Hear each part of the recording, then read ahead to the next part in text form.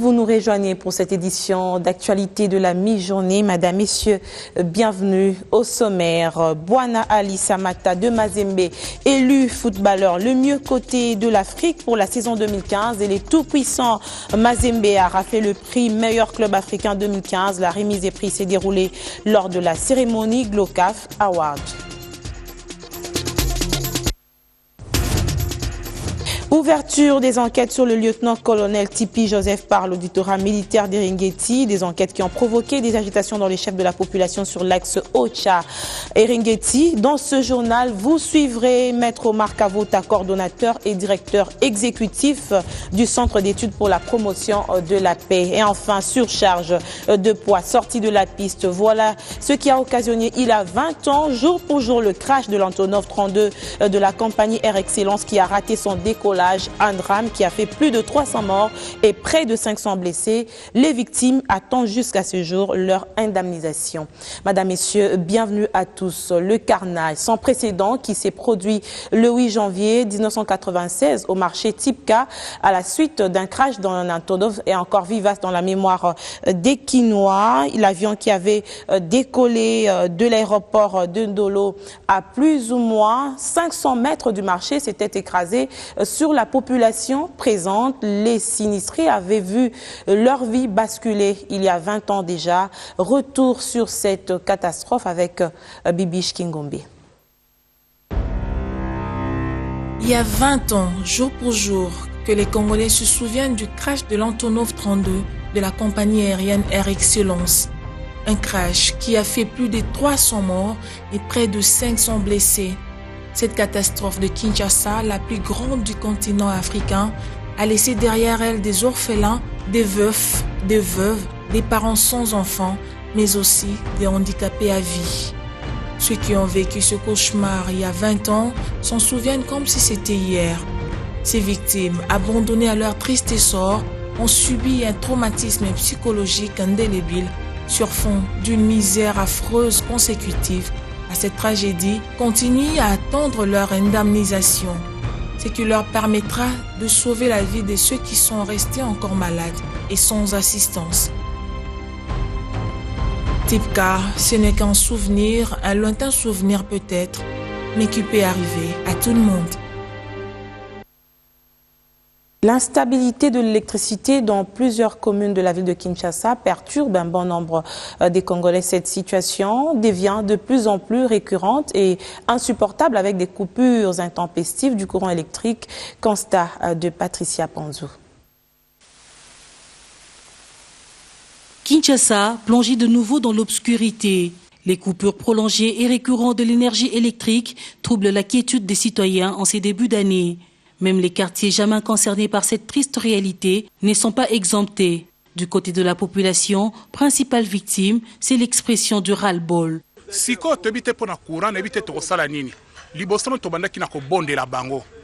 On ne sait plus quoi faire. Nous avons mené toutes les démarches et aucun résultat n'a été obtenu. C'est quelle société? Nous sommes facturés dans la catégorie A, la plus élevée et la plus chère en RDC. Mais il n'y a toujours pas d'électricité. Les factures les plus chères dans la République démocratique du Congo. Mais courant, il n'y en a pas. Finalement, on ne sait pas. Qu'est-ce qu'on doit faire? Delvaux avant ce n'était pas comme ça. Et vous voyez même Pigeon, vous voyez d'autres quartiers comme ma campagne. Je ne sais pas.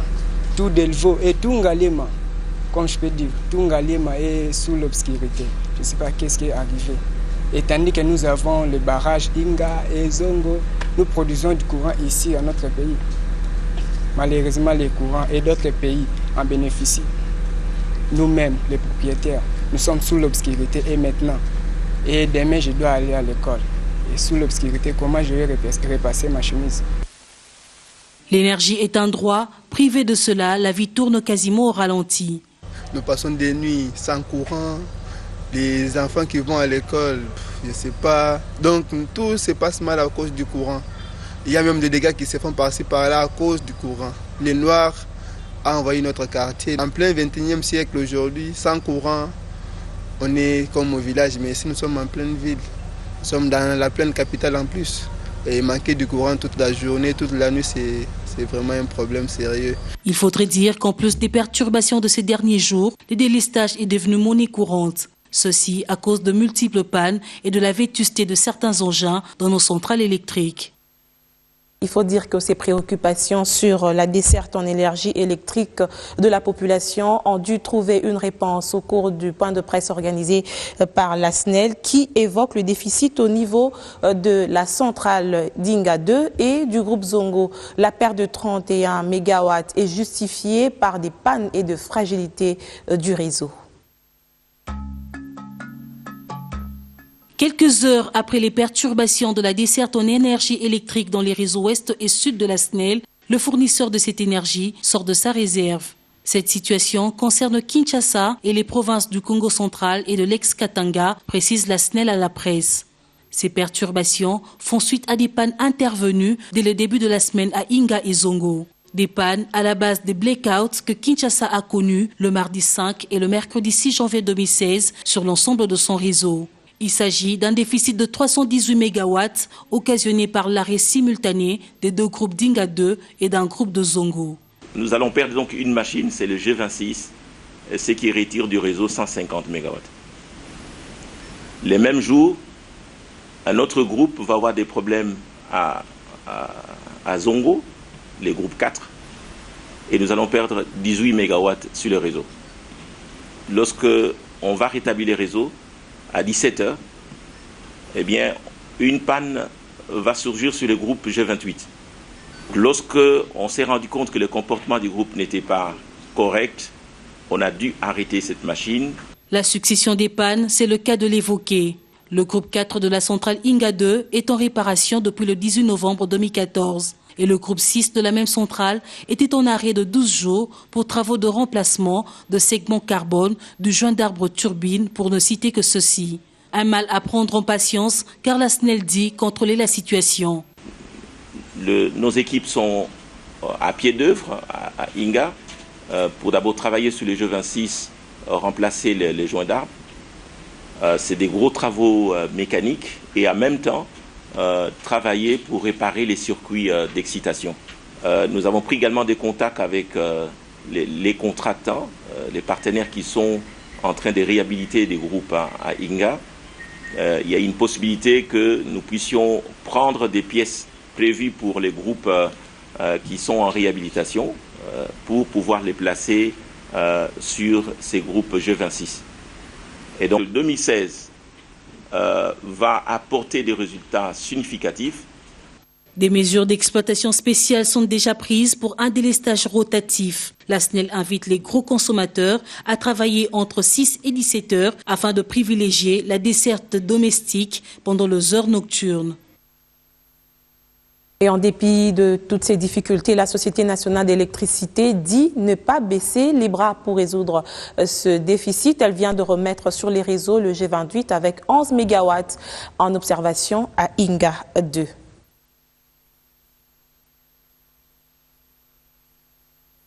Enquête sur le lieutenant-colonel Tipi Joseph dit 00 par l'auditorat militaire sur l'insécurité à Eringeti. Des agitations s'observent dans le chef de la population sur l'axe Oicha Eringeti. Le coordonnateur et directeur exécutif du Centre d'études pour la promotion de la paix, la démocratie et les droits de l'homme, Maître Omar Kavod, qui croit à la bonne foi de la justice de cet officier, est le seul à être ovationné par la population dans l'opération contre les ADF. Erika Smouissi pour des détails. Et ces enquêtes sont ouvertes sur cet officier après que sa jupe soit calcinée par le présumé ADF lors d'une attaque sanglante en localité de Maïmoya l'année écoulée. Pour les coordonnateurs du CEPADO, cet officier est le seul qui mérite la confiance de la population de cette zone. Tous nous avons eu l'information de manière vérifiée que cet officier a été la cible des ADF. Sa jeep a été incendiée.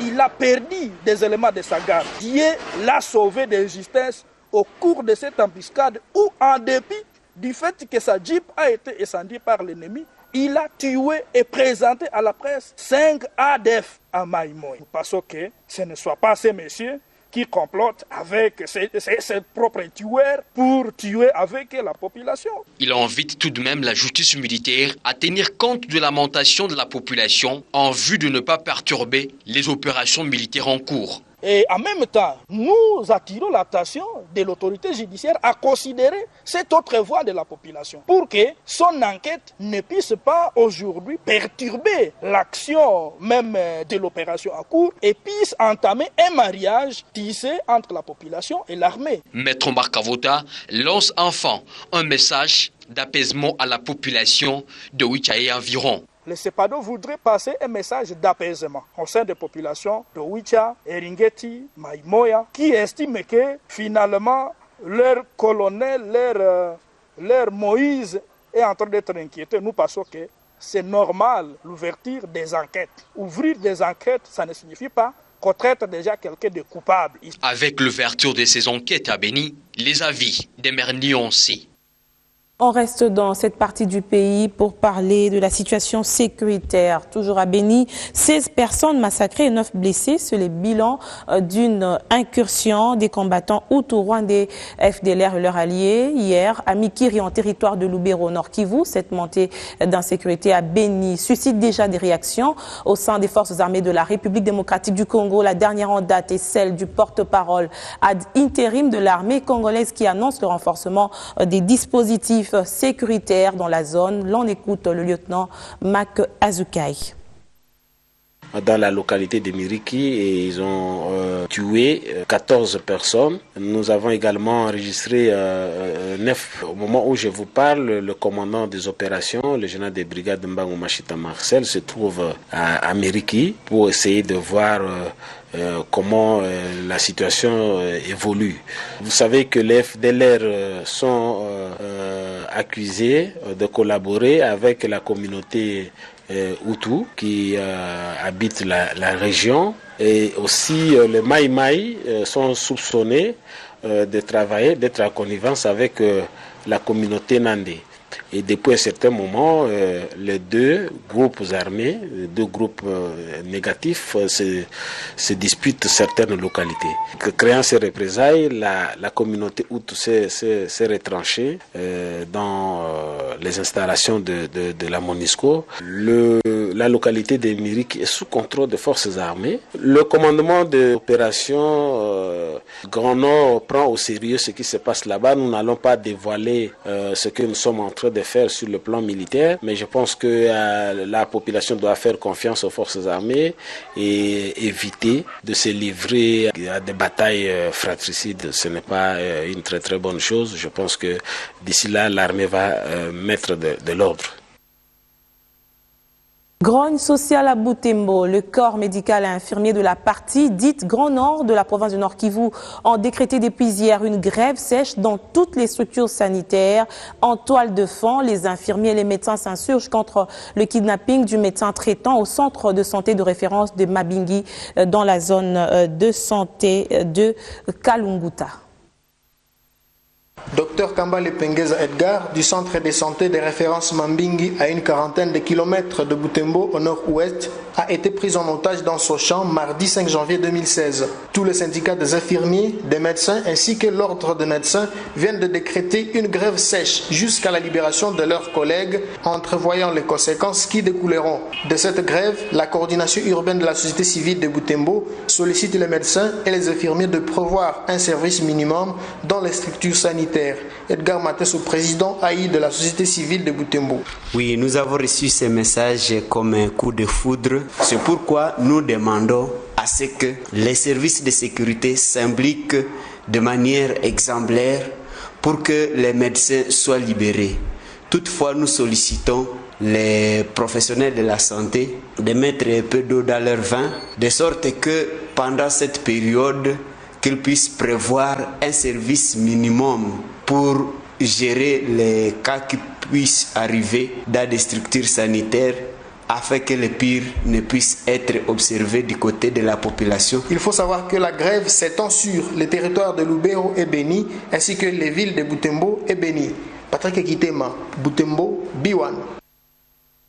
Le sport, les léopards de la République démocratique du Congo sont arrivés hier à Butare au Rwanda où ils vont participer au championnat d'Afrique des Nations 2016 en escale à Goma. Le sélectionneur de l'équipe nationale, Florent Ibenge, a invité la population congolaise à soutenir davantage les fauves de la RDC pendant cette compétition. Il a également saisi de cette opportunité pour lancer un message de paix à toute la population du Nord Kivu. C'est aux environs des 12 heures ce jeudi que les 23 léopards congolais, plus le staff technique, ont foulé les sols de Goma en partance pour le Rwanda, participer au CHAN 2016. À l'aéroport, ces ambassadeurs congolais ont été accueillis par une équipe restante de la FECOFA dirigée par Théobald Binamungu, chargé des équipes nationales.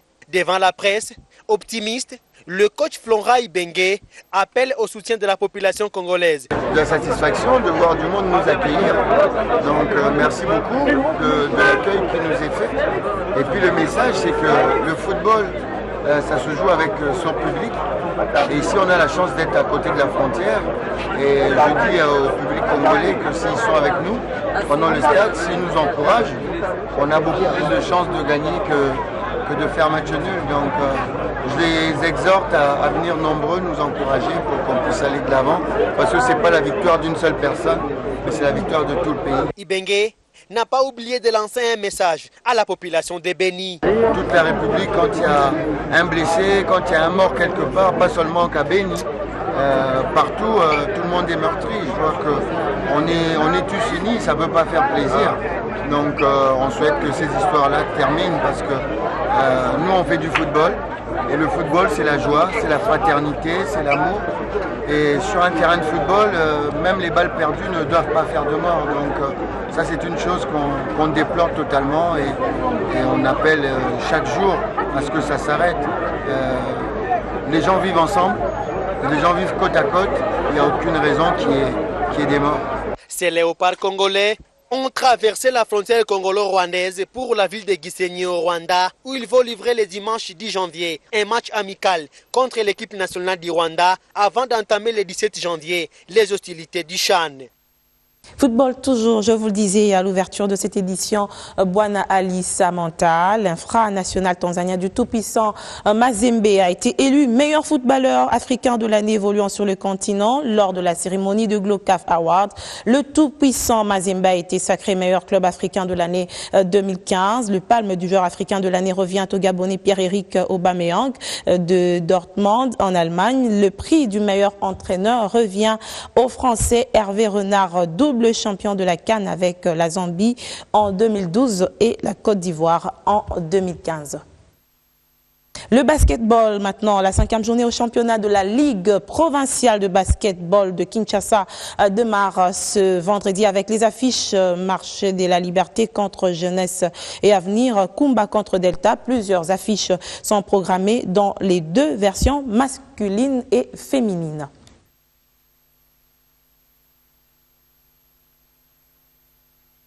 On va se quitter sur cette note de culture. Le programme culturel de l'Institut français pour les 2 premiers mois de l'année 2016 est très attrayant, meublé du cinéma, des expositions, de la musique, la danse et la littérature. Ce calendrier a été rendu public ce jeudi et prévoit des symposiums et d'événements à couper le souffle durant quasiment 60 jours.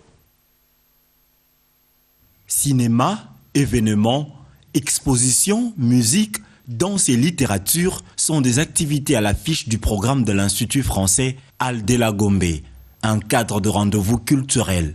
Se basant sur les événements rares, l'Institut français propose en plus à son public un symposium dans son calendrier. Des choses qu'on a moins l'habitude d'accueillir ou d'organiser, et peut-être ce symposium effectivement qui est un symposium qui accueille des professionnels de l'art, de l'histoire, des philosophes comme Achille Mbembe.